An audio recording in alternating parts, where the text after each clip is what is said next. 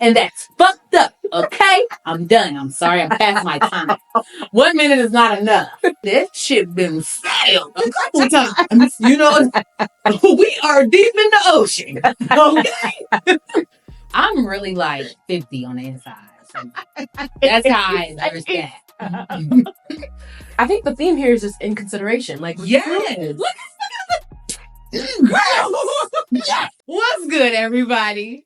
I'm Gloria LaJoy, aka G Money, aka Big Glow, aka Lady G, aka Glow, if you know me.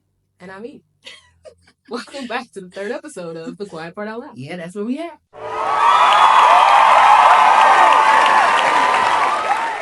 Hey. What's good?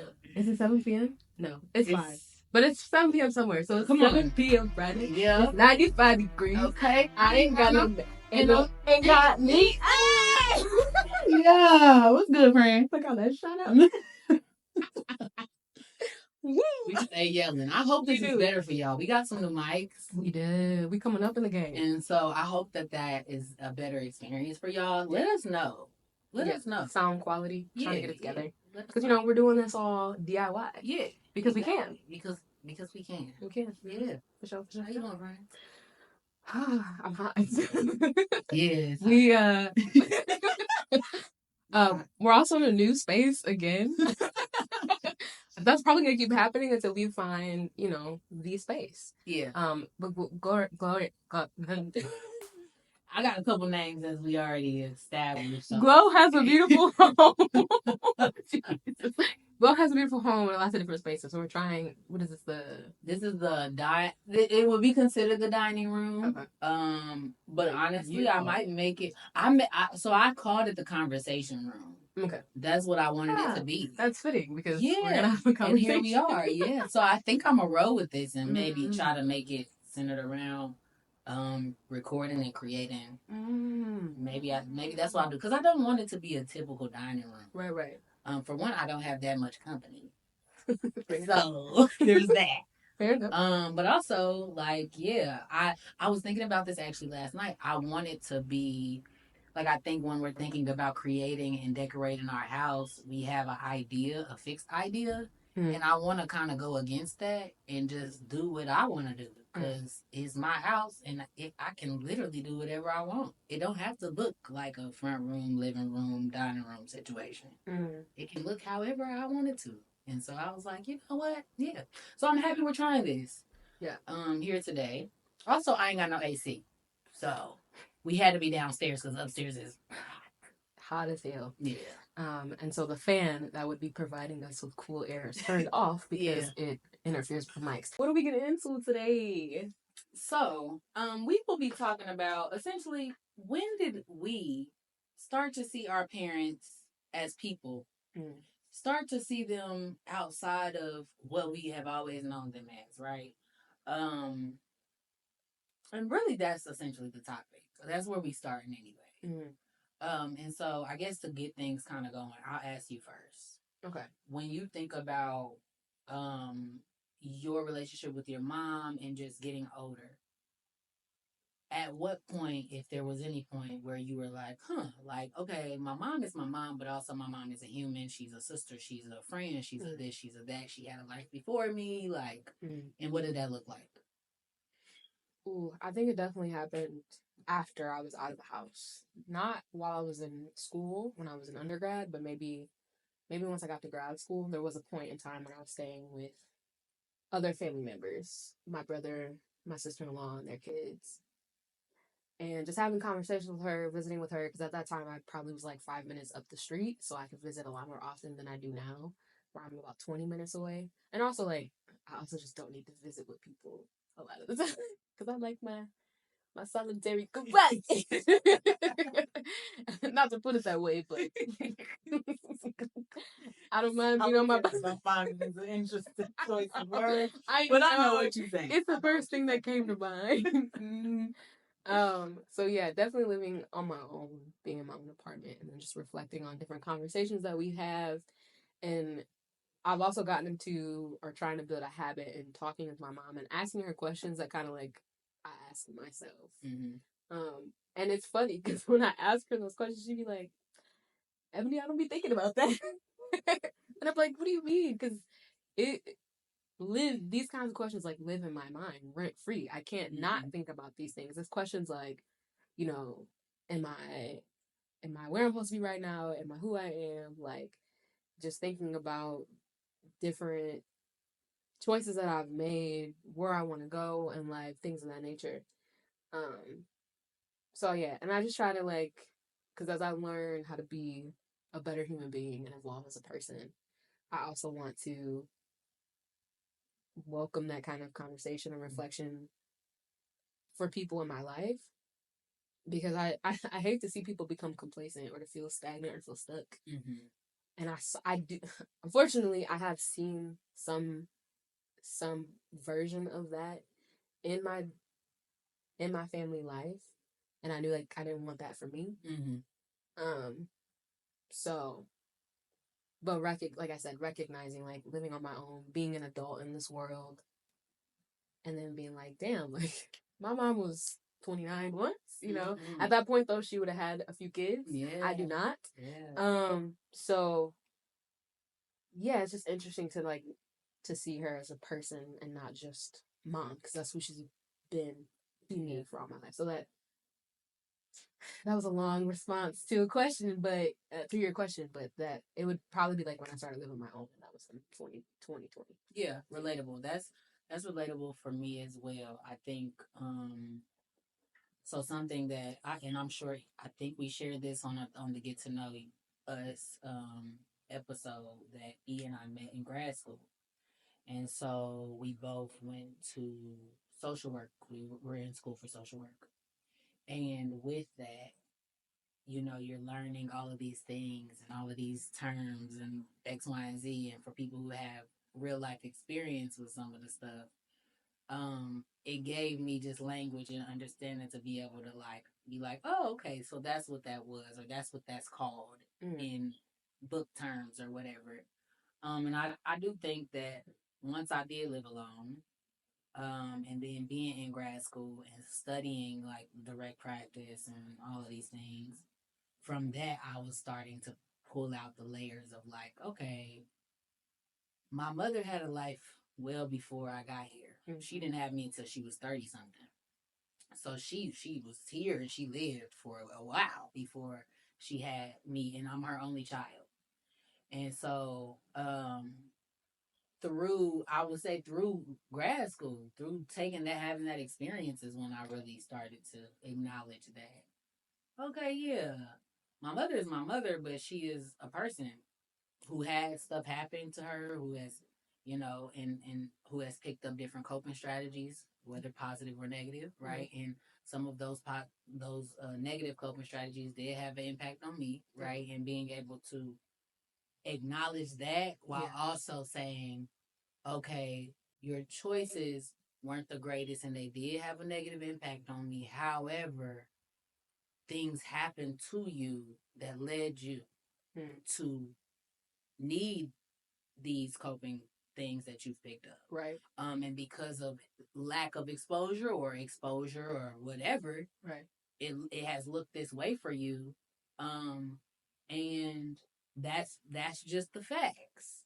Right. And so that has really helped me be able to not only see her as a person, but also not hold on to a lot of the anger and resentment that I had as a kid for the choices that she was making that did have an impact on me that made me feel a way. Like, because as a kid, it's very cut and dry. It's very black and white. It's kind of like, full disclosure, my mother struggled with drug abuse. And to me, it was like, you're picking drugs over me. Why am I not important enough? And that was it. And I felt like, you're not choosing me.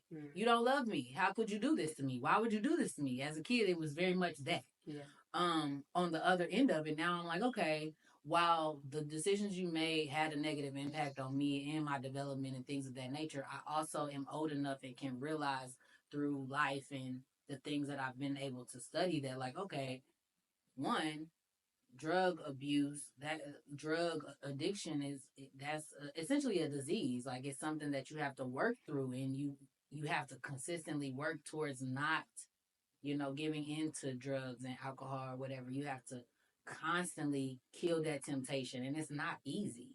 It's not easy to put it down, and especially if you have a lot of trauma and all of this and all of that. So yeah. Again, long answer. Here we are. That's expected. Yeah, I mean, if you ain't learned nothing by now, it's a podcast. We're supposed to act like yeah.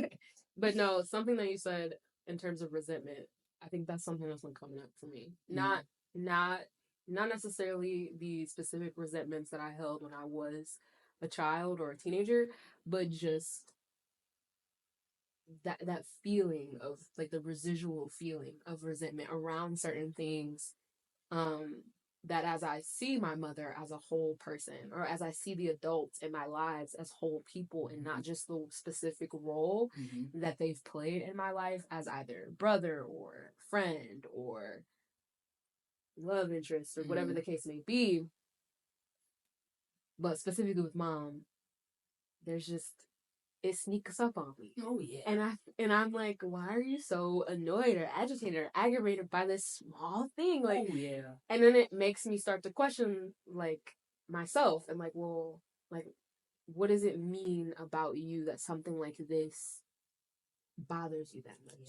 Yeah. You know? And then, I start to spiral. And then I have to use my thought tracker that my therapist suggested I do. Shout out to each therapist. Ashley. Yeah. To like assess like, are these thoughts helpful, or is the emotion behind the thought true? And then you kind of like rate it on a scale from 1 to 10, and then it kind of just gives you an ability to take a step back, so that you can act opposite of whatever you're feeling, or that you can actually kind of just sit in what you're feeling but not pass judgment on the thing. Because when you're someone like myself who tends to intellectualize, which just means you can think about what you're feeling, but you don't actually experience the sensations, whether it be like your heart racing or your palms sweating, or if you just can't sit still, you don't allow those sensations, you don't recognize those sensations and allow yourself to kind of like sit in that, take your deep breaths, ground yourself, or do other types of mindfulness techniques to kind of be able to sit through that wave of emotion. You just can identify like, I'm upset, I'm angry, I'm this, I'm that. And then you start to kind of like rationalize and compartmentalize or like categorize what this means and where it's attached to. So like you're probably very self-aware, which I am. But it doesn't necessarily help you with being able to process the emotion, because processing isn't just thinking about it, it's also feeling your feelings. Something I work on. It's something I am working on. Yeah. But yeah, that comes up for me as I start to like continue to see her entire personhood, her entire personality, and not just like mom. Yeah. Because like you get in that space where you're just like, mom is just being mom. That's just who she is. And it's like, well, maybe it's not, you know? And maybe you don't know enough to make this broad determination and paint your mother or any adult figure in your life or the people in your life with a broad paintbrush and say, well, that's just how they are. Because that's what we say about people. It's just like, well, that's just how they are. Like, you know how they is. Yeah. And it's like, but do we? Do we? Yeah, is it? Do we know? Yeah. No, you said something really good. And I have literally last night. Oh my goodness, last night. Me and my mom were on the phone for a little bit, and she started to talk to me about something surrounding dating. And I've noticed this when she does go into like what I call mom mode and try and essentially she's trying to give me some type of life lesson, or she's just trying to tell me something about, she's trying to make me aware. She's trying to make me cognizant. You got it. Thank you, because I work on that. I work on that. If you know, you know. I get irritated. And then when I was on the phone last night, I felt myself being like, "Oh my gosh, here we go. I already know this." But then the other voice in my head was like, "She's just trying. She's trying." That's literally what's happening right now. She's just trying. Yeah. Let her try. Yeah. And I need that voice in my mind. When I go a little deeper to ask myself, like you were saying, well, what is it about that moment? What is it about these moments that make you irritated? I know for me, it's the fact that I feel as though you're too late. Like you're telling me this, I'm almost 30. Ooh. And you trying to have this conversation with me. Yeah. And baby, that shit been failed a couple times. You know, we are deep in the ocean. Okay. So you trying to have this conversation with me about something that I didn't already learn in real time.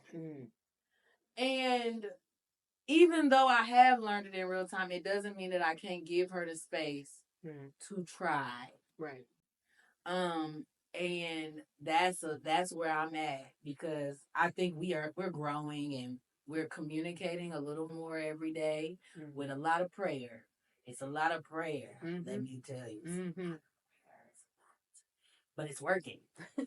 And I love that for us, because I do want to have a relationship with my mother. I want us to be able to talk and communicate. However, because of the experience that I had growing up, right, there is still some emotions and some feelings that, like, I until recently I didn't even realize how much I was like suppressing it. And I think I thought that, well, I acknowledged it and I see that there's nothing I can do about it, so I'm moving forward. Whole time, even though I'm moving forward, that's you right. Still angry, my boy. Yeah, yeah. You still feeling the type of way, my boy. It's still in there. It's still in there. It's deep in there. Yeah. And so that's where I'm at right now, where I'm like, okay, I'm angry. And it's okay for me to be angry. However, what am I going to do with it? How am I going to work through it? Because like you said, it's one thing to be aware and to label it, right? And I've been seeing a lot of conversation recently where people have been finally naming the fact that just because you can name your trigger doesn't mean that you now that you're healed. Right. You can name it. Congratulations. Now you have to figure out how to work through it and really find ways to cope with that. Right. And eventually you get to a place where that thought or when you think about that thing, it no longer is it's no longer leading you to an emotional reaction. Or the impact is different. The impact is different, right? Yeah. Because some stuff is always gonna have an emotional response, but the impact and how you sit in that is different, right?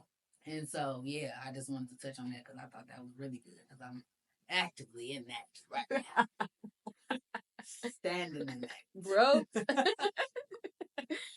Yeah. So speaking of growth, speaking of evolving and learning and pacing ourselves with that, we wanted to introduce a new segment that we're calling Evolving and Unbothered. Yeah. And what this segment is essentially we'll pick something at random, or it may be something that we've been sitting on for a minute, and we will rant about that uninterrupted for 1 minute, and then we'll come back to it at a later time to see if we've evolved and if that thing is still something that irks us on the same level, or if it's shifted, or if the impact is different because we've learned where that is coming from, and we've learned how to work through that trigger or whatever it is, and now we've got some lessons that we'd like to share. So this is Evolving and Unbothered. Glow, do you have something that you want to start us off with? I'm evolving and bothered as hell.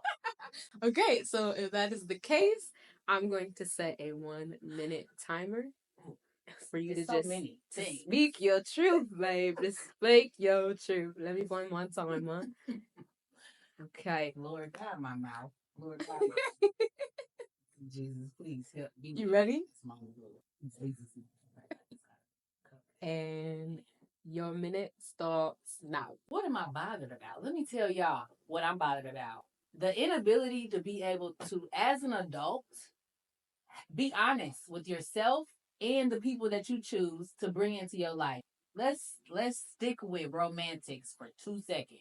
I'm gonna stick with romantics.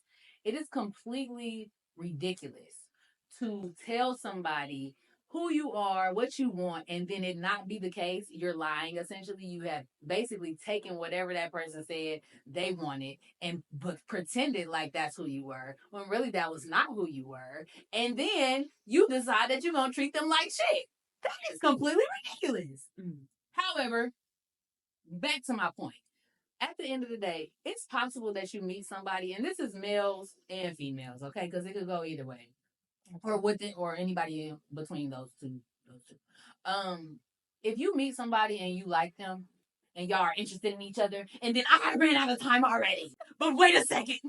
Wait a second. If you meet somebody and you like them and they like you, and this y'all digging each other or whatever, and then at some point your interest changes for whatever reason. It could be personal, it could be based off what they did, it could be based off of whatever it is.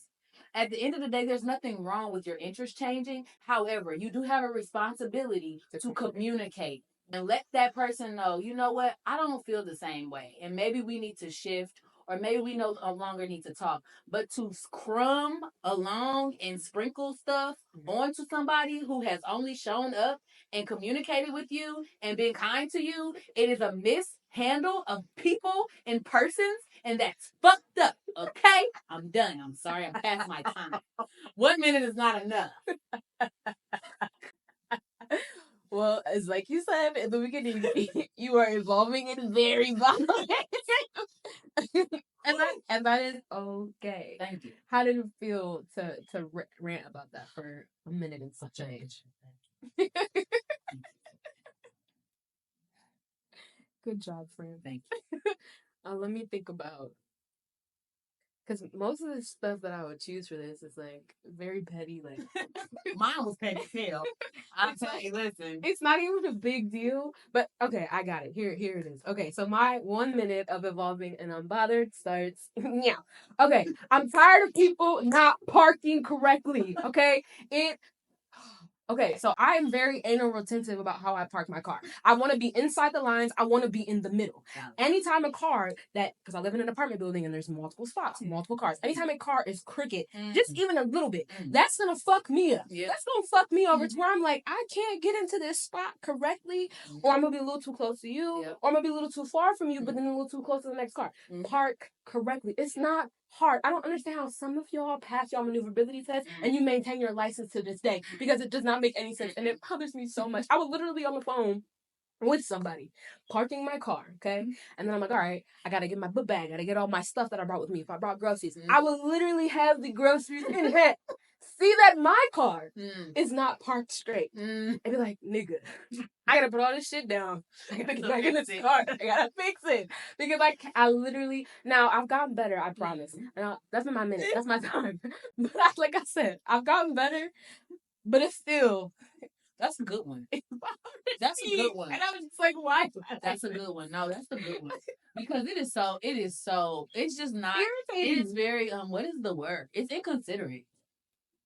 Clock it. It's inconsiderate. Yes. That's inconsiderate, y'all. Yes. We all gotta park. Park straight, bro. At least be in the lines. If you're gonna be sideways in the lines. And I will say this, just to underscore my point, just anybody get in the comments talk about that's a real petty thing to be bothered by. Fine. However, our management did slide some slips in our doors and say that people have been double parking. So, did I clock a problem or did I clock a problem? Is it an endemic? I don't know. It's not that serious, but yeah. That's so at some point we're gonna come back to those very topics. Yes. Which was like, I think the theme here is just inconsideration. Like, yes. I wasn't playing, just so y'all know. It wasn't playing. Wow, that's tea. I love that for us. So yeah, inconsideration when it comes to romantic partners, and communicating about interests, and the inconsideration when it comes to parking. So we can come back to that maybe in an episode or two and see how we feel about it. Yeah. I love it. And we're involved. So, we talked, we started with our moms, in regards to when we started to see their personhood. We want to open that up a little bit more from parents to mentors and heroes. So, there are a few different shows I've watched where people have made little comments around, like, never meet your heroes. And I just think that that's so funny because, sometimes don't, bro. Sometimes don't. And so really what we're talking about, we're talking about the same thing, but we want to open it up for mentors and heroes. Do you have anything you want to kind of kick off? In terms of the coaching or the guidance of like don't meet your heroes, I agree with you. Sometimes not. That's fair. That's valid.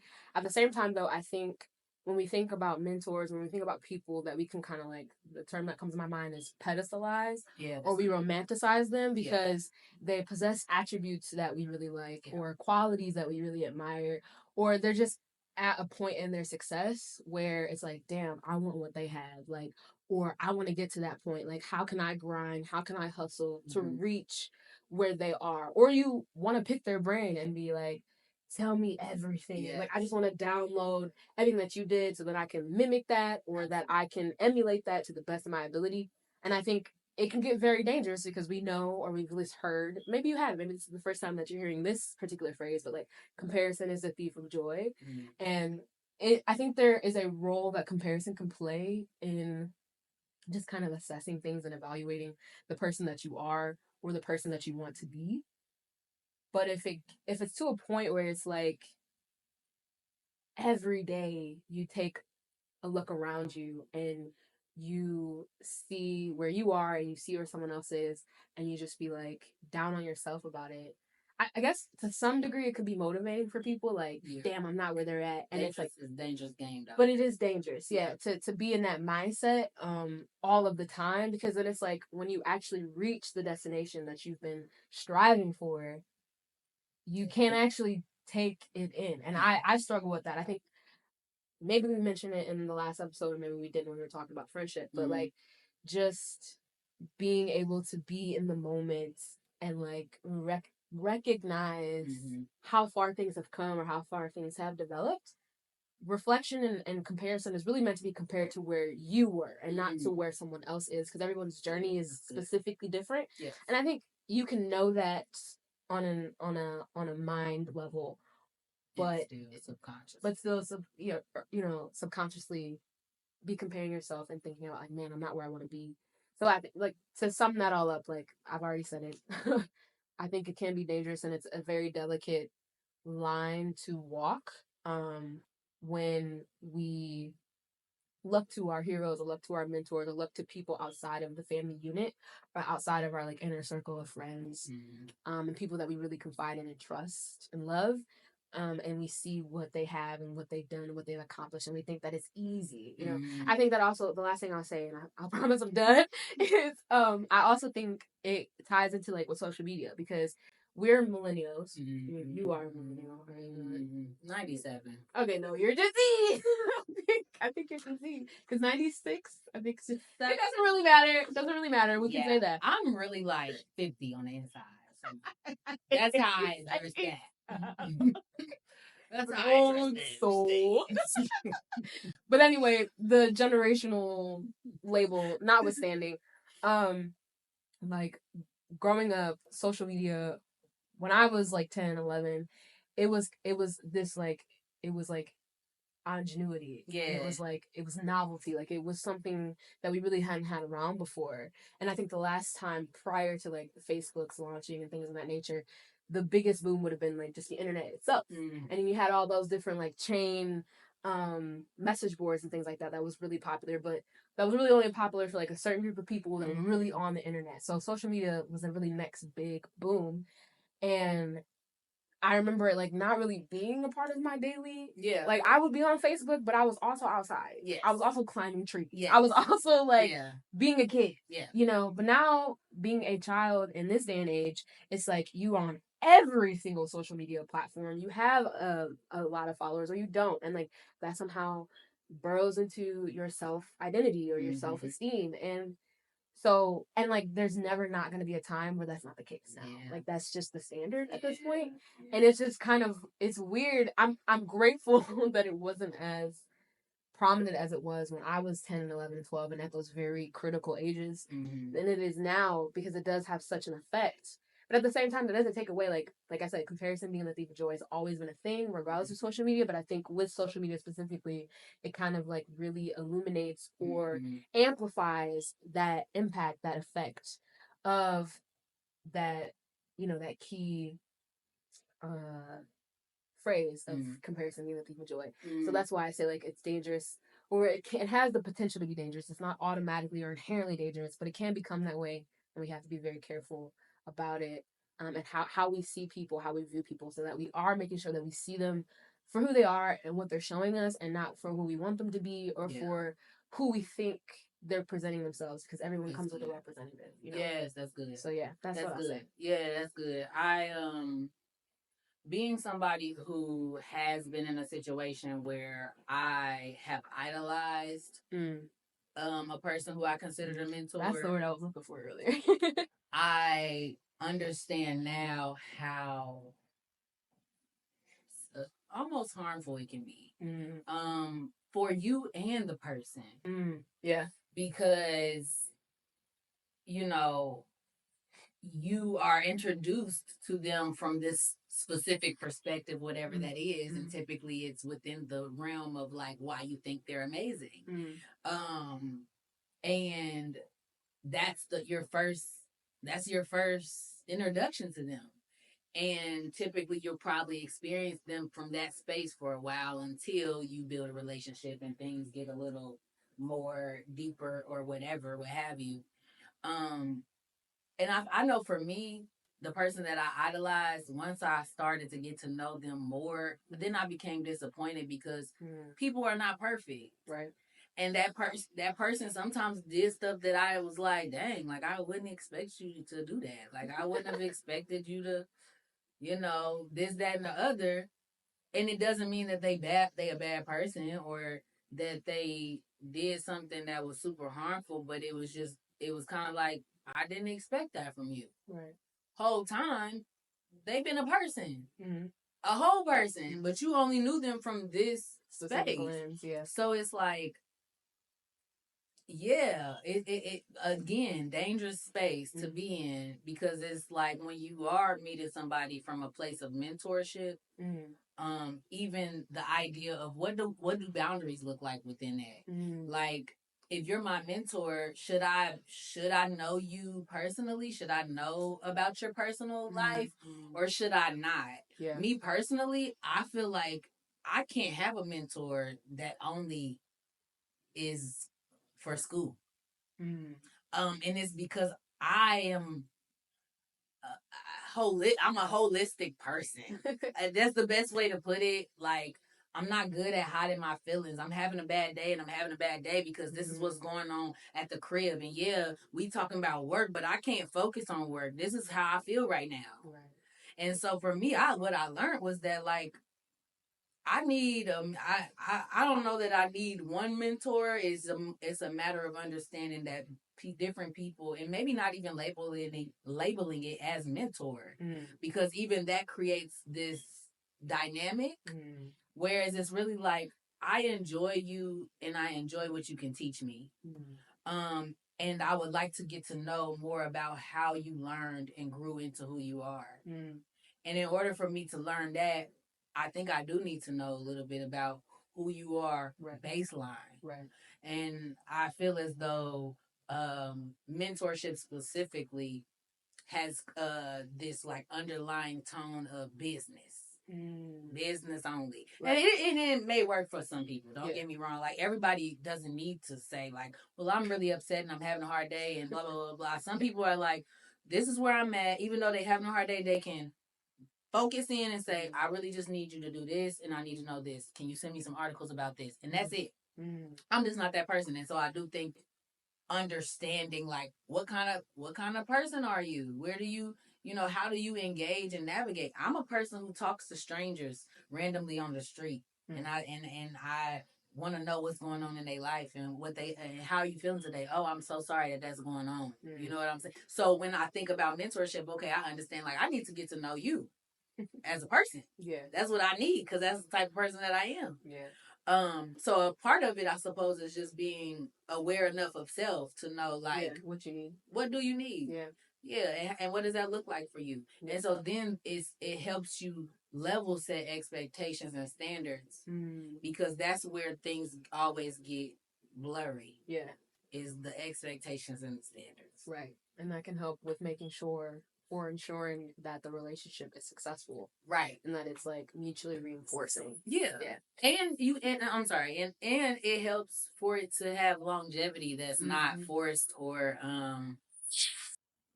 not genuine. Yeah. As you were talking and you were saying, I definitely need to know more about this person and understand. They need to understand, like, I'm gonna ask about their day or whatever. Yeah. Like, sometimes that's not me. Like, and I think it's not me more than it is me, but I'm also learning how to, like, when I know that I do need that, to lean into it more. Because I'm definitely more of the person that can compartmentalize. Like, I can make space for the getting to know you and the emotion and the empathy of it all. But like, if we're having a business meeting, I want to get to business. Like, I had an agenda. This is what I want to talk about. Now that's valid. But I think what I learned, especially in my previous work, you have to make space for the humanity and the personhood of things. Because when you don't, and it does just become more of the humdrum, that's when we get into spaces where it's just business as usual, where when we're trying to affect change or when we're trying to really examine things so that we can turn things on its head or just dismantle things that are not working for communities that have been disadvantaged, that have been disenfranchised, that have been hurt, harmed. If you're not making space for that emotionality, for that personhood, for that humanity, or if we're forgetting that that always comes first, because we are all human beings. And yes, some of us can be more logical, some of us can compartmentalize more often, but at the end of the day, you are a person, you feel things, you do have emotions, you're not a robot. And if that is the case, then maybe you're sociopathic. Maybe you're a little what's the other one? Checked out, friend. What's the narcissistic? Not narcissistic. That's not what I was going for. It's psychopathic. That's okay. If you're like, socio or psycho, yeah. Okay. And if that's the case, like, yes, please get help because it's not okay to hurt people. It's not, and think that it's okay. Like, that's not a way to be in the world. And I mean, I'm not gonna stand on no podium and tell people how to be, but I just think, like, I don't think that's doing a service for the world. So, with that being said, before we would let's propose our questions to our audience. Have you met? I'm curious. Like, have you met any of your heroes, or are there people in your life that you hold like high regards? See, you don't have to like name drop, but I'm just curious. I've never met any of my heroes. Honestly, if you ask me who is a hero of mine, I don't actually think that I can answer that question. Cause not God. Well, God is not a person, so I usually think of a hero as like a person. What do you mean? God is bigger than a person. Well, like true, but then Jesus was a man. Yeah. I guess like, yeah, the Lord is the Lord. But I suppose I just think about it from a surface level point of view. Very nice. And when I think about a hero, I'm like, that implies that that person saved you. And Jesus saves. Jesus do save. Jesus do save. I mean, honestly, that's the only answer I could give. If it's like, who's your hero? Yeah, Jesus. However, I ain't been until I make it. It's the way you said that. It's like, it's so generic. Like, if I was gonna say somebody, I guess because honestly, I'm like, Lord, the Lord is saving me every day. But also, I'm not saved until I ain't here no more. Oh, that's how I see that. Okay. And so that's why I'm like, when I think about somebody saving me, ain't nobody saved me. I just saved myself with the Lord, of course, helping me along the way. But like, this idea of hero is kind of like, I guess I'm still waiting on. But no, I ain't waiting. Shit, fuck, I ain't waiting. But who is somebody that I admire? Maya Angelou is somebody that I admire very much. I wish that I could have met her. And I actively look into different people who are still alive who maybe who have had conversations with her, and I try to like listen to different speeches and conversations from other people to kind of hear like, okay, who is somebody that I would like to meet and potentially have a conversation with. However, like, yeah, the two people off the top of my head is like Maya Angelou and Tupac, bro. Tupac, yeah, like Tupac. Tupac, I am the mind that he sparked. He has a video where he says that even if he can't change something, he's going to spark the mind of the person who do. He sparked my mind. Okay, like yeah. So when I think about that, yeah, there's that part. And then as far as somebody who I've admired and looked up to, yeah, I had a mentor from college who I really admired a lot and who helped me, who is the reason why I went to grad school. So, yeah, shout out to Dr. Battle. Was good. But yeah, what about you? That was a long answer. Sorry, went around the world with that. Hey, Grady, you want to say hi? It's like he can sense the end of the episode because I promise you, he always pops up when we're getting near the end. Thank you, our natural timer. Yeah, I think it changes. There are definitely people, some celebrities, some like in the political specter, some just everyday people. So I never really try to like clock like, oh, I really need to do. But when there is someone or even something that I feel inspired by, it's less of like trying. It can be trying to consume everything they've done, but it's more so of just like, okay, now I need to know everything that I can possibly know about this thing, or like what interests me about this particular thing or this particular person. And then once my wick has been lit or lit, lit it. It's lit it's been lit. I kind of like move on, and then it's like a new person, a new thing. Because I do think like, I crave a lot of different. Although I like routine, I crave a lot of variety a lot of the time. Yeah, so like, same. I can get sick of something or someone. Not sick. Damn, that sounds so. Just like you needed some new stuff. I need something new. Yeah, something new. A new perspective, a new thing. Yeah. But what I to answer the question specifically, there's at least one podcast, and I think it was specifically watching them. It's two therapists. They're based in Minnesota, I think. I want to say Minneapolis, but I could be wrong. Okay. And their names are Jave and Rachel, and I watching them, I think was really where it clicked for me. Like, oh, I want to do this too. Like, I think this would be beneficial in a number of ways. So I really admire what they're doing, and I watch their podcasts from time to time. When I feel like I really need it. So I appreciate them. Shout out to Jave and Rachel and their pod. If you're not familiar with them, it's called Therapy Rebranded. So I really admire them, and like that's someone that a couple people, but I don't know them. Yeah. I don't know them from Eve, but like just from afar, because you can. Wasn't it?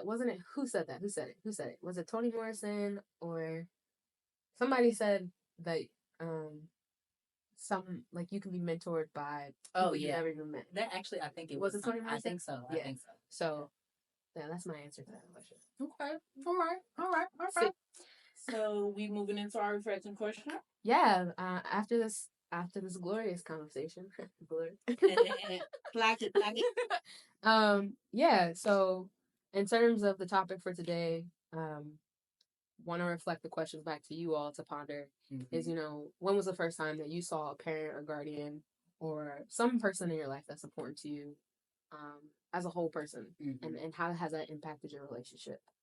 Because I think the ability to think about that and to sit with that can really shift how you interact with that, how you interact with those people, and really deepen your bond or your relationship for the better. Or you can go the other direction because you can definitively see those folks for who they really are. And as we said in the last episode, you got to take that inventory and ask who are they. To really know what you're working with, and really grow your community, so that you can be who you want to be, and be celebrated, and not tolerated. Yeah. So yeah. That's good. That's good. Yeah. Well, I mean, in short, he said it really well earlier, which is that we're human first. Mm. And I think that was really good. And I think that's the quiet part out loud. Period.